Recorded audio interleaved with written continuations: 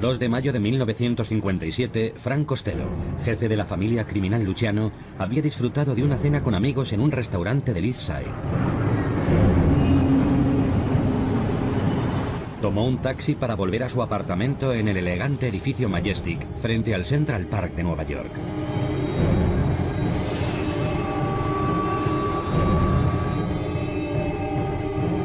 Cuando Costello entró en el vestíbulo, un individuo corpulento salió de las sombras, levantó el brazo y dijo: Esto es para ti, Frank.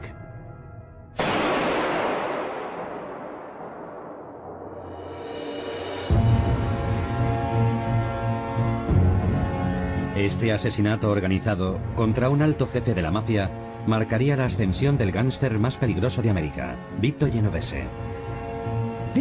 Vito Genovese no fue más que un maníaco homicida.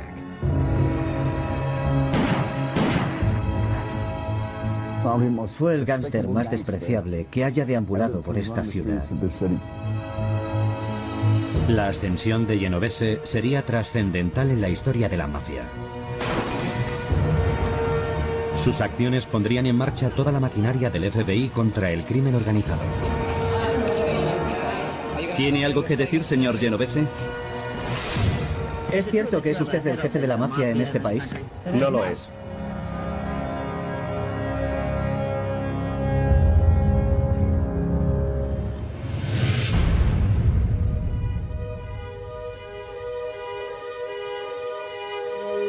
Vito Genovese llegó a Nueva York desde Nápoles cuando tenía 15 años. Se unió a los miles de inmigrantes italianos que arribaron a las costas de la ciudad a comienzos de siglo.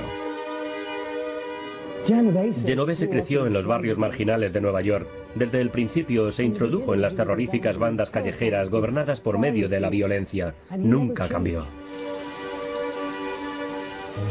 Genovese era un producto de las cloacas de Nueva York. Estaba constantemente en conflicto. Todo tenía que resolverse con el cañón de una pistola. Los informes policiales muestran que en el transcurso de los siguientes 10 años, Genovese fue acusado de asesinar a un hombre en Queens, de atropellar y matar a un hombre en Brooklyn, de llevar un revólver enjaretado en el cinturón, en el Lower East Side, y de asesinar a otro matón.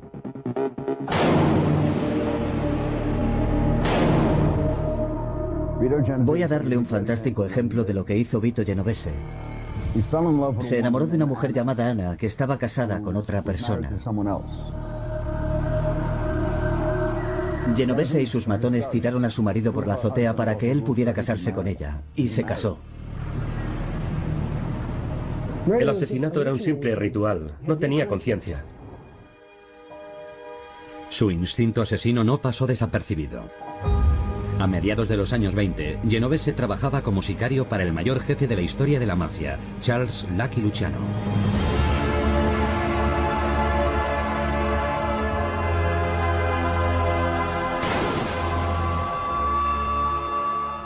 Vito Genovese llegó a la cúspide a través de la intimidación, y el tipo que le permitió hacerlo fue Lucky Luciano. Lucky Luciano utilizó a Vito Genovese como su intimidador. Luciano puede que pareciera muy cultivado, pero necesitaba un sicario, y cuando se dio cuenta, la primera persona a la que acudió fue a Vito Genovese. En 1931, Genovese fue reconocido como brazo derecho y subjefe de Lucky Luciano. Fue uno de los sicarios clave enviados por Luciano a asesinar al jefe rival Giuseppe Masseria.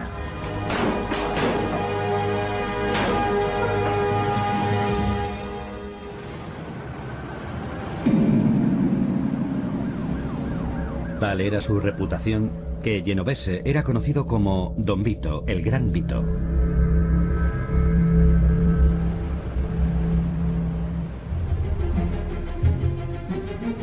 En 1936, Genovese tuvo la oportunidad de ocupar el puesto más alto. Luciano, el jefe de la mafia, fue condenado por prostitución y enviado a prisión para cumplir una pena de 50 años. Cuando Lucky fue sentenciado y condenado a una larga pena de cárcel, Vito se consideró su heredero indiscutible. Pero las cosas no salieron como se habían planeado. Genovese vio como él mismo también estaba siendo perseguido. Vito Genovese había estado involucrado en un asesinato a principios de los años 30 y se las arregló para salir indemne. La víctima había sido uno de los gánsteres de Genovese. Había exigido una parte demasiado elevada de una partida de cartas amañada.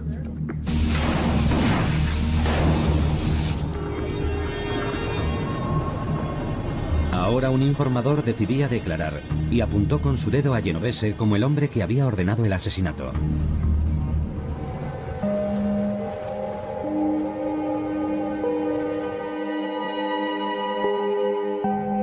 Genovese estaba a punto de tomar el control de la familia Luciano, pero se vio obligado a marcharse a Italia para escapar de la acusación de asesinato y de la silla eléctrica.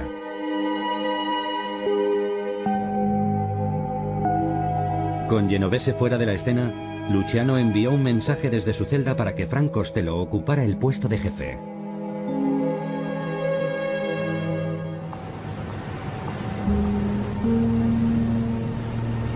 Al igual que Genovese, Frank Costello había nacido en Italia. Cuando llegó a East Harlem con sus padres en 1900 tenía 4 años. Su padre regentaba una tienda de ultramarinos y desde muy jovencito Costello despreció su falta de ambición. Aborrecía la forma en que su padre deseaba establecerse para llevar una vida de pobreza.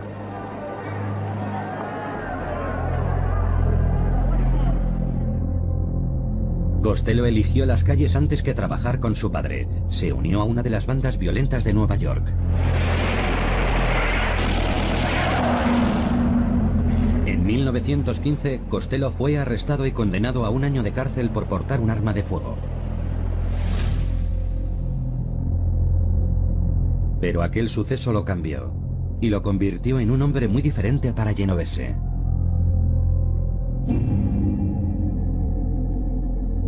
Tras su excarcelación, Costello decidió utilizar su inteligencia y no las balas para salir adelante.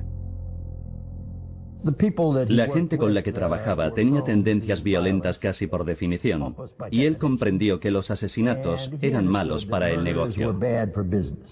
Él nunca sería un asesino a sueldo, un sicario o un gorila. Era un gángster gentleman, nunca iba a ser un matón. Se dedicó al negocio de las máquinas tragaperras. En la década de 1930, Frank Costello era conocido en los bajos fondos como el rey de las tragaperras. Sus máquinas tragamonedas estaban recaudando $500.000 diarios. Ganaba millones y aquello lo situó. Era conocido por su capacidad para hacer dinero y no como un tipo que tenía que salir a cometer asesinatos o crímenes violentos.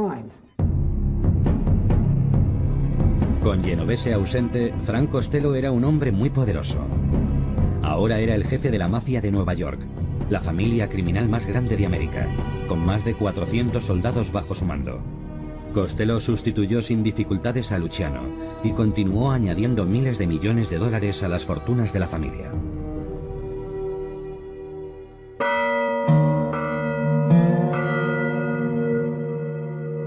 Lejos de allí, en Italia, Genovese intentaba abrirse camino. Dicen que cuando huyó de Estados Unidos para eludir la condena por asesinato, llevaba $750.000 en la maleta. Genovese iba a necesitarlos.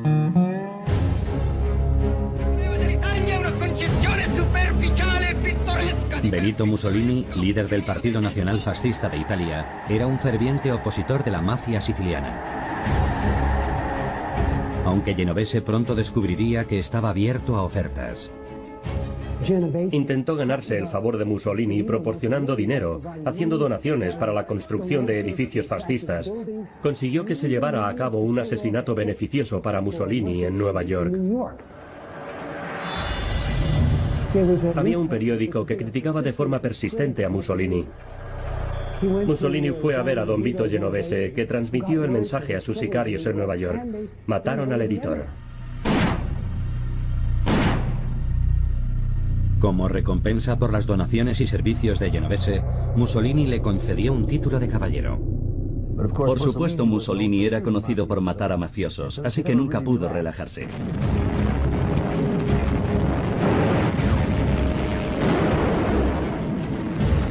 Cuando comenzó la Segunda Guerra Mundial, Genovese aprovechó otra oportunidad.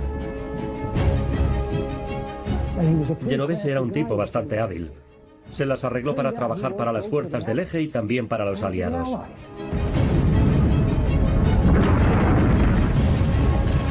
Cuando los americanos invadieron Sicilia en 1943, Mussolini fue derrocado. Así que Genovese cambió rápidamente de bando. Se convirtió en intérprete y asesor del gobierno militar estadounidense. Pensaban que les estaba haciendo un favor, pero lo que hacía era dirigir una trama de mercado negro. Robaba suministros de las bases militares, corrompiendo a oficiales del ejército, y los vendía en el mercado negro en Italia.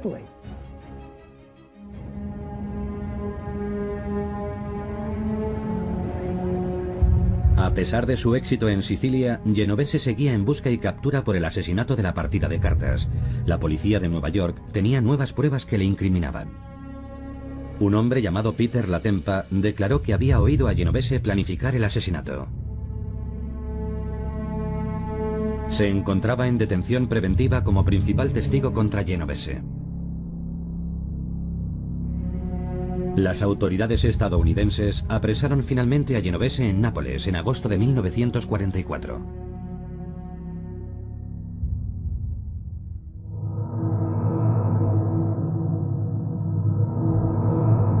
Genovese fue trasladado a Nueva York para enfrentarse a la acusación de asesinato, pero no tenía intención de pagar su culpa.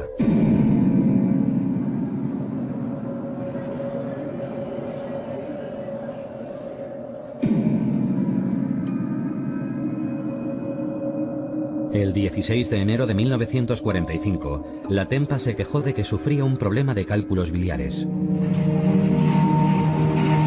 Los guardias encargados de su custodia le dieron calmantes para el dolor. 2 horas después, estaba muerto. El toxicólogo que examinó su cadáver señaló en su informe que le habían administrado suficientes sedantes como para matar a 8 caballos.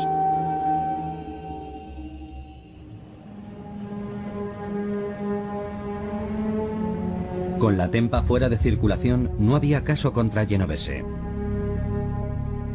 El juez le dijo: "No puedo hablar en nombre del jurado, pero creo que si hubiera habido el menor atisbo que corroborara su implicación, habría sido condenado a la silla eléctrica. Por medios fraudulentos, ha burlado usted a la justicia una y otra vez".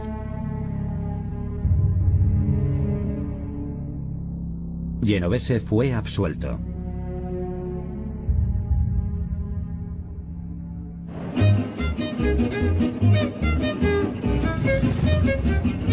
Vito Genovese volvía a estar de nuevo en la calle, pero no era el jefe.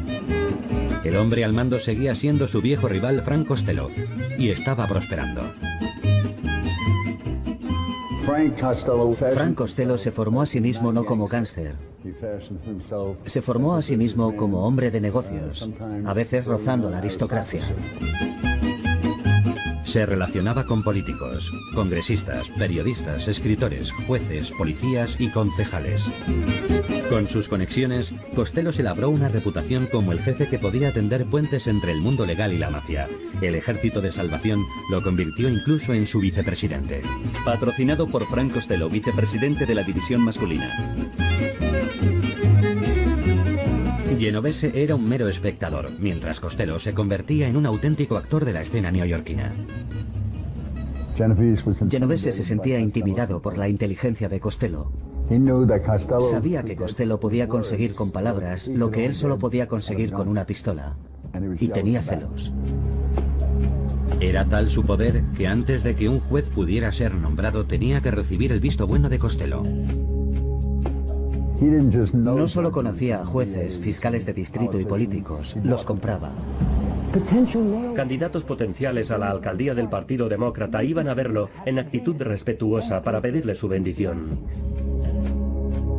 Era un corruptor absoluto. Cuando la mafia se hace con el control de un sistema judicial y político, cuando decide qué proyectos hay que aprobar, cuando son ellos quienes deciden cómo debe aplicarse la justicia, entonces estás en peligro. Frank Costello, aunque parecía un hombre civilizado, un hombre cultivado, fue uno de los mafiosos más peligrosos de la historia de América. Costello era conocido como el primer ministro. Aquel título se lo dieron los medios. Convirtieron a Frank Costello en el Winston Churchill de los bajos fondos. Eso no significa que fuera el jefe de jefes, no existía tal puesto. Pero al igual que un primer ministro en la mayoría de los países, era el primero entre iguales y a veces un poco más que los demás.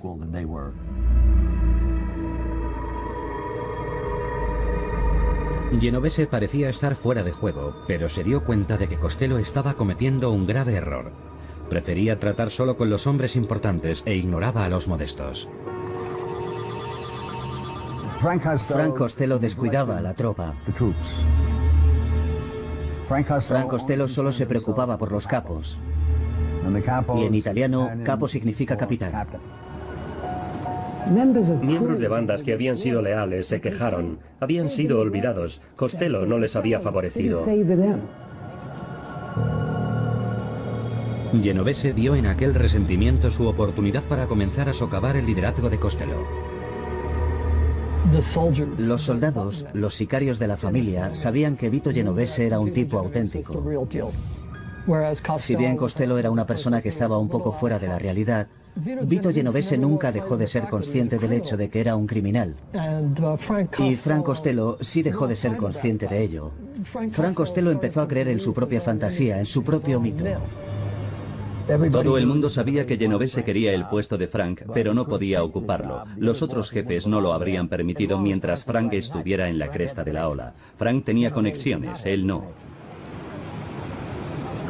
Empieza a asegurar su propia fuerza, asegurarse de que sus negocios fraudulentos produzcan dinero, para tener dinero y tener sicarios en caso de que se origine un auténtico enfrentamiento. Ahora Genovese estaba a la expectativa, con la esperanza de que Costello hiciese una maniobra equivocada. No tendría que esperar mucho tiempo. Investigación criminal Kefauver. En Nueva York se vive un tenso drama. En 1950, un ambicioso senador demócrata de Tennessee llamado Estes Kefauver dirigió una comisión para investigar el crimen organizado en América. Kefauver llamó a más de 600 gángsteres, figuras de los bajos fondos, políticos y policías para que testificaran ante la comisión. El país se paralizaba mientras las audiencias ocupaban los titulares de los periódicos y las televisiones. Recuerdo la investigación Kefauver. Yo era un muchacho muy joven. Recuerdo que cuando vi las audiencias fue una auténtica revelación. Empezamos a ver que aquella gente estaba entre nosotros. Criminales que estaban muy bien organizados, que eran muy cautelosos en sus movimientos y controlaban gran parte de las actividades criminales en este país. Muchos de los testigos se negaron a hablar, pero no Frank Costello. Él accedió a responder. Pensó que iba a sentarse en el banquillo de los acusados y a quedar como un caballero, como un auténtico hombre de negocios, y que gracias a su aspecto no parecería un matón. Y Costello, considerado el líder de los bajos fondos más influyente de América, se convirtió en la atracción estrella.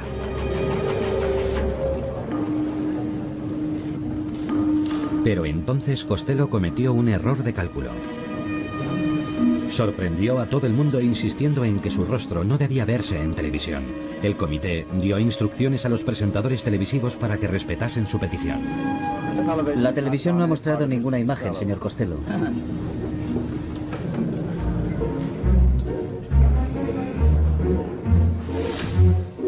La única opción que quedaba abierta para los equipos de televisión era filmar sus manos. Y las consiguientes imágenes del testimonio de Costello se conocieron como el ballet de las manos. Cada vez que las preguntas sobre sus actividades criminales eran comprometidas o rozaban lo intolerable, Costello se frotaba las manos, apretaba los dedos, agarraba un vaso de agua, daba golpecitos en la mesa que tenía delante o estrujaba y desgarraba trozos de papel.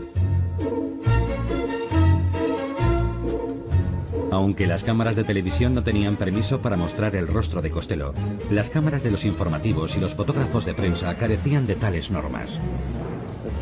Señor Costello, por favor, mire a la cámara para que le veamos bien. Señor Costello, igual que un fotógrafo le diría a un niño pequeño, ¿puede sonreír un poco? ¿Ha cumplido este país con sus expectativas? ¿Qué ha hecho usted por su país como buen ciudadano? Bueno, no sé qué quiere usted decir con eso. Si recuerda el momento en que se convirtió usted en ciudadano americano, han pasado 20 años desde entonces. Tiene que acordarse de algo que haya hecho que pueda hablar en favor suyo como ciudadano americano. Si lo recuerda, ¿de qué se trata? He pagado mis impuestos. He pagado mis impuestos. Aquella fue su respuesta. Pensó que era suficiente. No pensó en que se había alistado en el ejército, en el cuerpo de marines. He pagado mis impuestos, todo el mundo los paga. Pero él era la original superestrella fabricada por la televisión.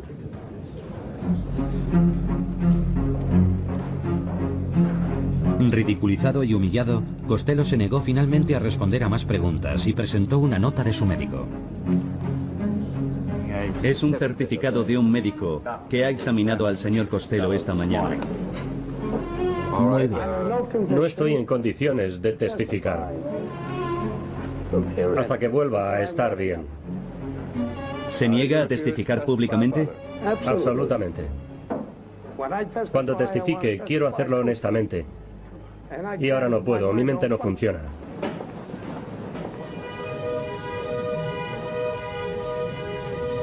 Costello había sido destruido públicamente por su exposición ante la opinión pública. Abandonó las audiencias de la comisión Kefauver, siendo el objetivo número 1 del Departamento de Justicia. Tras fracasar en la comisión Kefauver, todo el mundo fue a por él. Fue acusado y condenado por evasión de impuestos. Fue acusado de mentir al Congreso.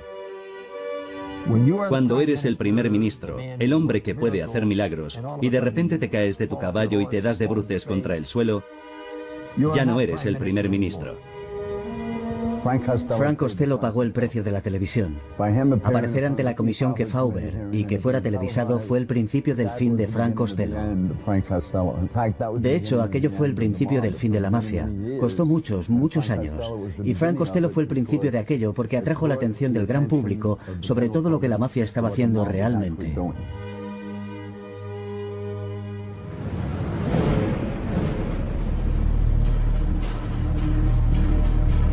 Sin embargo, el fracaso de Costello fue una buena noticia para un mafioso. Vito Genovese. Él iba a sacar el mayor provecho posible de ello. Una de las cosas que hace es empezar a golpear, matando a los sicarios de Costello.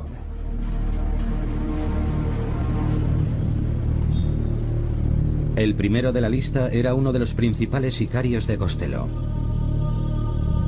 William Willimore Moretti. Moretti había crecido con Costello en East Harlem y ahora era un temido gángster en Nueva Jersey con su propio ejército de 60 soldados. Era también uno de los más firmes defensores de Costello. Pero esta ejecución planeada no era solo una cuestión de negocios, era de índole muy personal. Moretti había ascendido a subjefe de Costello, segundo en el mando. Eso quería decir que Genovese se había visto degradado al puesto de capitán de su antigua banda.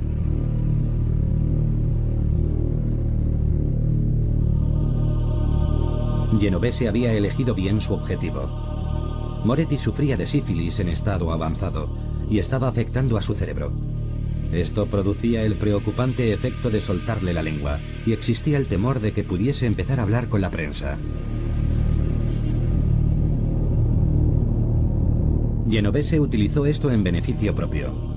Debido al estado de Moretti, se puso en contacto con la comisión, la junta de directores de la mafia, y les pidió permiso para llevar a cabo un asesinato piadoso.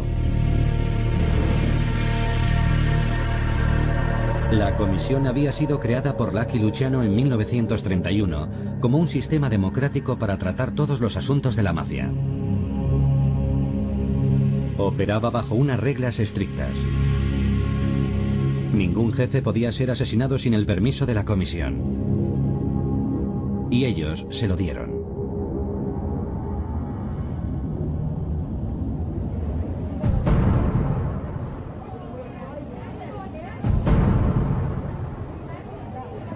El asesinato tuvo lugar la mañana del 5 de octubre de 1951, mientras los neoyorquinos de a pie se dedicaban a sus quehaceres cotidianos.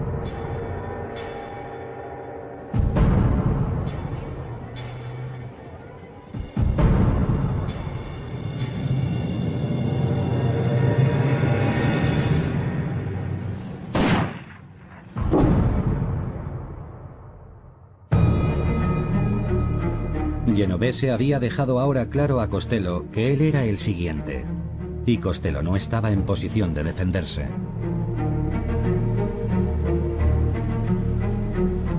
Se encontraba enzarzado en una continua batalla legal con las autoridades estadounidenses por desacato a los tribunales e impago de impuestos. Durante los 6 años siguientes, Costello estuvo entrando y saliendo de la cárcel. Cuando salió bajo fianza en marzo de 1957, Genovese se decidió por fin a actuar. Intentó obtener el visto bueno de la comisión para matar a Costello. Pero la comisión no se lo concedió. Así que Genovese decidió asesinarlo de todos modos. Genovese comenzó a estudiar los hábitos de Costello. A sus 66 años, Costello seguía como siempre acudiendo en taxi o a pie a las distintas reuniones que mantenía en la ciudad, sin la protección de guardaespaldas ni coches a prueba de balas. Eso le convertía en un objetivo fácil. Otros tenían un ejército de guardaespaldas, pero Costello decía, si van a matarte, serían los primeros a los que sobornarían.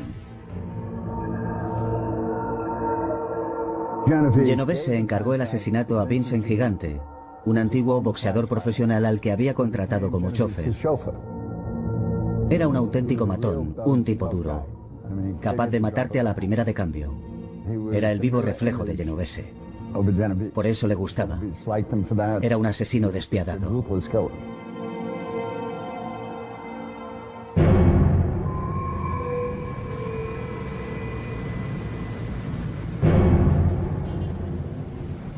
La noche del 2 de mayo de 1957, Frank Costello disfrutaba de una cena con unos amigos en un restaurante del East Side. Después de cenar, se dirigió en taxi a su apartamento. Costello vivía en un edificio exclusivo de apartamentos con vistas a Central Park, conocido como Apartamentos Majestic.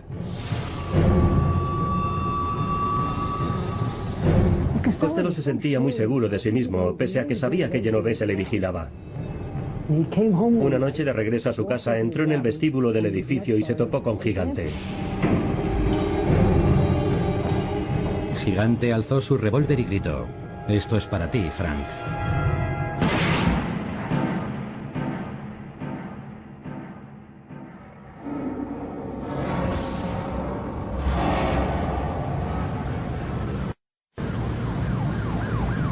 Costello estaba cubierto de sangre cuando llegó al hospital Roosevelt, pero la bala solo le había rozado el cráneo. Uno de los principales soldados de Genovese, Joe Balaki, señaló más tarde que Gigante había desperdiciado un mes entero practicando. Existe un cierto debate respecto a si Gigante falló a propósito o simplemente lo hizo por ineptitud. Yo me inclino por lo segundo. Sencillamente falló. Pero en la mafia existe una regla. Si fallas en un primer intento, no vuelves a intentarlo. El portero del Majestic identificó a Gigante como el atacante de Costello. Gigante se entregó enseguida a la policía y fue puesto a disposición judicial por intento de homicidio. La situación se tornó muy peligrosa para Genovese. Si Costello confirmaba que había sido Gigante, la policía caería sobre él.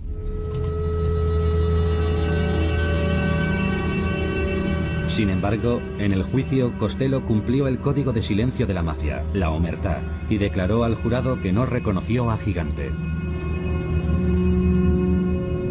gigante fue absuelto y al salir del tribunal se acercó a Costello, le tendió la mano y dijo: «Gracias, Frank».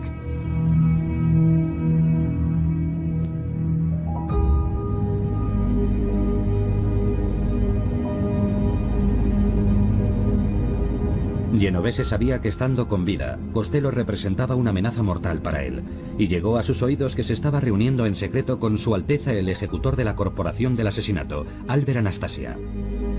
Revólveres, picayelos y cuerdas para estrangular eran sus principales activos. Era un hombre duro y despiadado, completamente distinto a Costello, al que le unía sin embargo una buena amistad. Si alguien atacaba a Costello, podía estar seguro de que Anastasia tomaría represalias.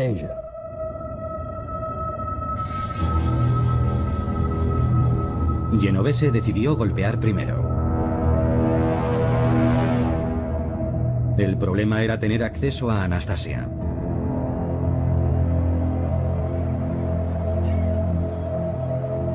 Vivía en una mansión en Nueva Jersey protegida por feroces canes y alambradas electrificadas, y siempre viajaba con guardaespaldas. Genovese necesitaba a alguien en el interior, así que contactó con Carlo Gambino, entonces un ambicioso lugarteniente de Anastasia. Le convenció de que ambos estarían mejor si Anastasia moría.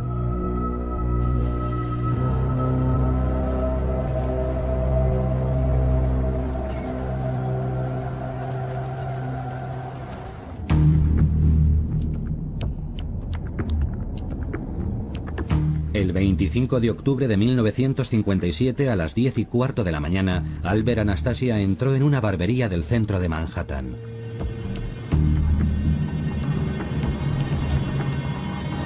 Sus guardaespaldas aparcaron el coche en un garaje subterráneo y salieron a dar un paseo.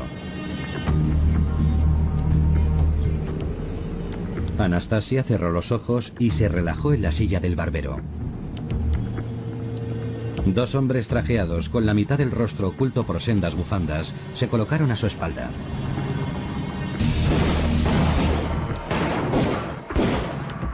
Anastasia salió literalmente despedido de la silla a balazos.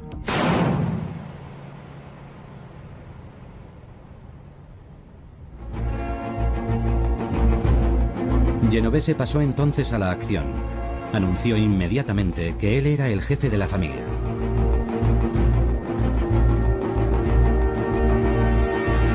Y acto seguido se volvió hacia su viejo adversario, Frank Costello. Costello supo lo que eso significaba. Su tiempo se había acabado, su reinado había llegado a su fin, y si no se rendía sería asesinado. Genovese despojó a Costello de todos sus bienes e intereses relacionados con el juego en Las Vegas, Florida, el Caribe y Nueva York. Y perdonó la vida a Costello con la única condición de que se mantuviera al margen y no volviera a involucrarse nunca en el fraude organizado. Costello envió un mensaje a Vito Genovese. Don Vito, es todo suyo. Está usted al mando.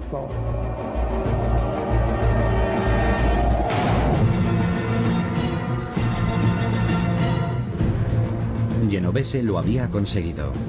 Ahora era el jefe de la mayor familia mafiosa de Nueva York.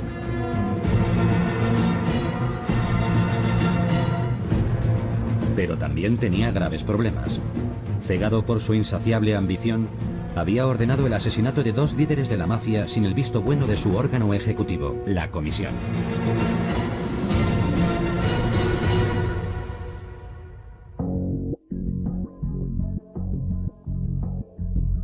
Y había hecho algo más, que incomodó a algunos de sus miembros.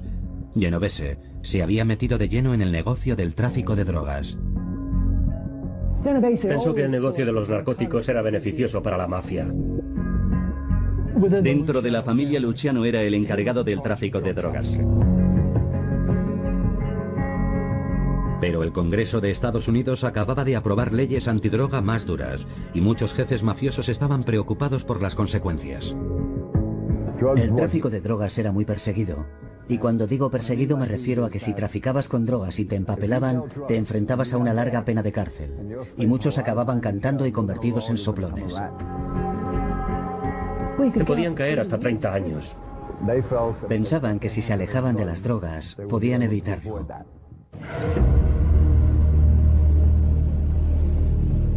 Los jefes mafiosos de todo el país temían ahora que Genovese se convirtiera en un peligro ambulante, incapaz de atenerse a las reglas de la organización, y que sus operaciones de tráfico de drogas atrajesen sobre ellos la atención del FBI. Para salvar su pellejo, Genovese solicitó una reunión de la comisión para explicar sus recientes acciones en Nueva York. La comisión no tenía previsto convocar otra convención nacional que se celebraba cada quinquenio, hasta 4 años después, pero Genovese insistió en que los jefes de todas las otras familias, de las familias de Nueva York, tenían que reunirse a tenor de los importantes acontecimientos acaecidos en la ciudad. Quería dejar constancia de que él era el jefe de la familia, así que escogieron el mismo lugar en el que se habían reunido el año anterior, una pequeña localidad situada al norte del estado de Nueva York llamada Apalachin.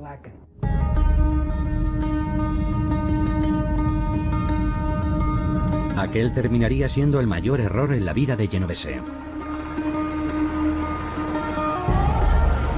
El 14 de noviembre de 1957, más de 60 jefes de la mafia, acompañados de sus consejeros y guardaespaldas, viajaron desde Cuba, Italia y todos los rincones de Estados Unidos hasta Apalachin, un apacible villorrio situado en la cima de una colina, a 290 kilómetros al noroeste de Nueva York, lejos de la inquisitiva mirada y la vigilancia de la policía.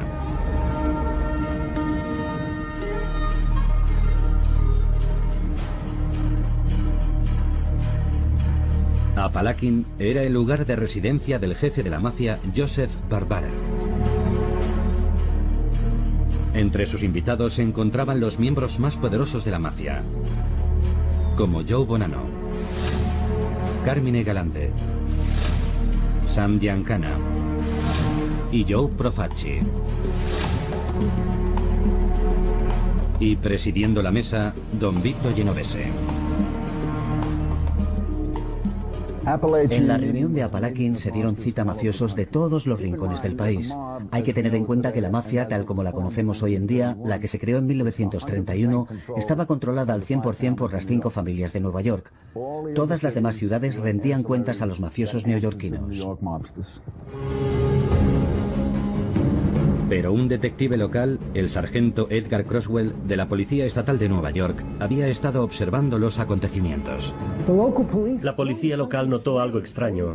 Un montón de forasteros y decenas de vehículos estaban acudiendo a una granja situada en una zona remota.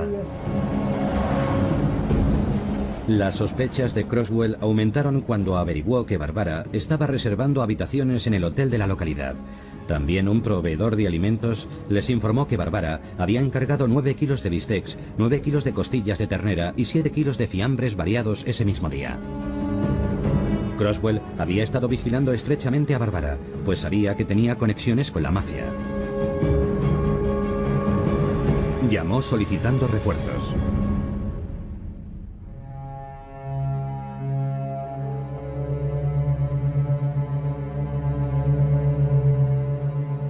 Recibimos una llamada. Envíen todos los refuerzos que puedan a Apalachin. Está ocurriendo algo importante. Croswell ordenó a sus hombres que rodeasen la casa. Había mucha gente que pensaba que era gente de Lampa y que íbamos a detenerlos. Cuando los invitados se dieron cuenta de lo que ocurría, cundió el pánico.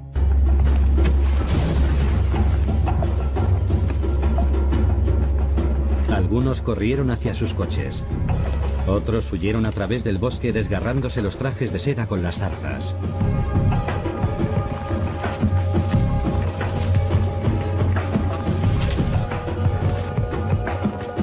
Croswell envió a sus hombres tras ellos. Vimos a un sujeto. Estaba de pie en el porche trasero de una casa, pero llevaba puesto un vistoso sombrero Hamburg y un elegante abrigo con cuello de piel. Nos dimos cuenta de que aquello no encajaba. Así que entramos, los redujimos y los metimos en el coche patrulla. Croswell y sus hombres consiguieron finalmente rodear a 60 miembros de la mafia, incluidos los líderes de Nueva York, Profaci, Bonanno, Galante y Gambino. Todos aducían el mismo pretexto. Se habían enterado de que Barbara estaba enfermo y habían ido a visitarle para presentarle sus respetos. Era evidente que se trataba de una convención de mafiosos americanos de origen italiano o siciliano. Y resultaba absurdo considerarlo una reunión casual en la que todos habían ido a ver a un amigo enfermo. Nadie se lo tragaba. Según el Departamento de Justicia, al menos 50 mafiosos lograron escapar, entre ellos Sam Giancana, el jefe de Chicago.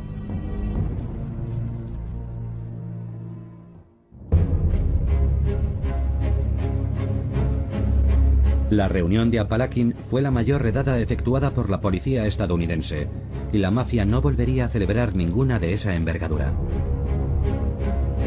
En lugar del momento triunfante en el que Genovese debía anunciar a la comisión su ascenso al liderazgo de la familia criminal Luciano, los había expuesto a todos a las autoridades.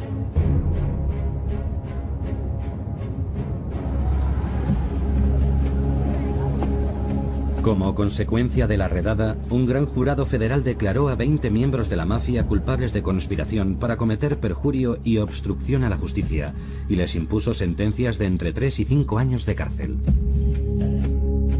Más tarde serían revocadas por el Tribunal de Apelación de Estados Unidos basándose en la insuficiencia de las pruebas.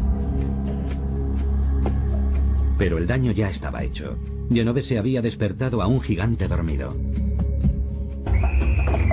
El FBI. Esto es el FBI. Los tenemos rodeados. Salgan por la puerta con las manos arriba. Y cayó sobre ellos con toda su fuerza. La reunión del crimen organizado en Apalachin, la reunión de todos los jefes americanos del crimen organizado en un solo lugar, hizo comprender a la opinión pública norteamericana y al FBI la magnitud de este problema. Oficina Federal de Investigación. Hasta ese momento, el director del FBI, John Edgar Hoover, se había mostrado reacio a admitir la existencia del crimen organizado en América. Incluso llegó a escribir: no existe eso que llaman el crimen organizado o la mafia, y la aseveración de que existe un sindicato nacional del crimen es un disparate. De repente, todo aquello que habían estado diciendo respecto a que no existía una organización nacional, que los delitos eran esencialmente locales y debían ocuparse las fuerzas del orden locales, demostró ser claramente incorrecto. Eran tan arrogantes, eran tan osados y poderosos que celebraban una reunión similar a la de cualquier gran corporación americana legal para decidir asuntos internos, o si se quiere, de organización, de dirección, de planes de futuro, tal como haría cualquier empresa legítima. Y eso causó una honda impresión en la opinión pública y, por supuesto, en el FBI. Fue un suceso clave para el FBI. Si hubo un momento en el que quedó absolutamente claro que tenían una labor que cumplir, que no habían estado desempeñando, fue ese.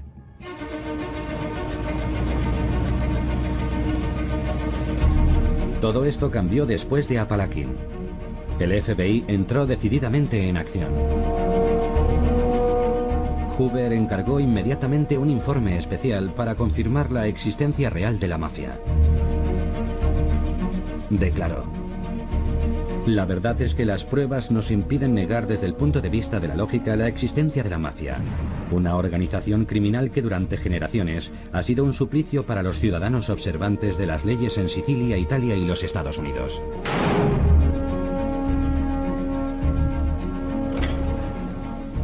Después de la reunión de Apalachin, la obtención de información de inteligencia sobre el crimen organizado quedó institucionalizada en el seno del FBI.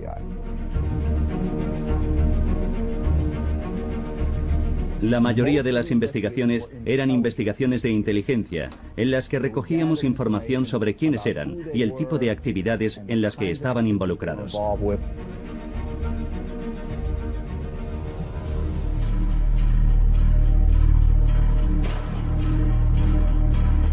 Como resultado de la redada en Apalachin, la Oficina Federal de Narcóticos recibió instrucciones para centrarse en Vito Genovese, en su lucha contra el tráfico de drogas.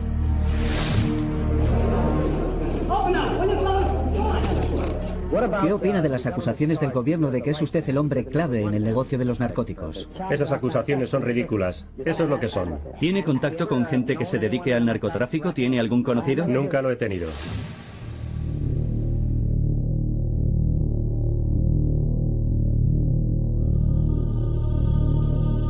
El 17 de abril de 1959, el hombre cuyas actividades criminales habían quedado impunes durante tanto tiempo fue atrapado en un tribunal federal de Manhattan. Don Vito Genovese recibió una multa de $20.000 y fue sentenciado a 15 años de prisión por dirigir un sindicato internacional de narcóticos que introducía heroína y cocaína en los Estados Unidos. No debe subestimarse nunca la amenaza que dejó Vito Genovese, incluso después de su marcha. Él fue el instrumento clave, uno de los máximos responsables que trajeron la plaga de la heroína a Estados Unidos. Sin él puede que nunca hubiese ocurrido. Fue él quien abrió esas oportunidades que la mafia utilizaría para la distribución a gran escala en las ciudades del interior y en las grandes ciudades como Nueva York o Chicago.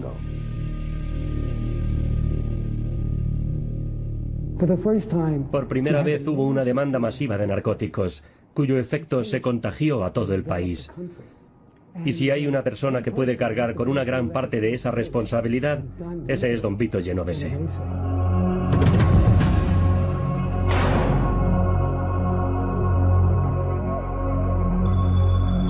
Vito Genovese continuó dirigiendo su organización, sin oposición, desde su celda en la cárcel. Murió allí el 14 de febrero de 1969 de un ataque al corazón.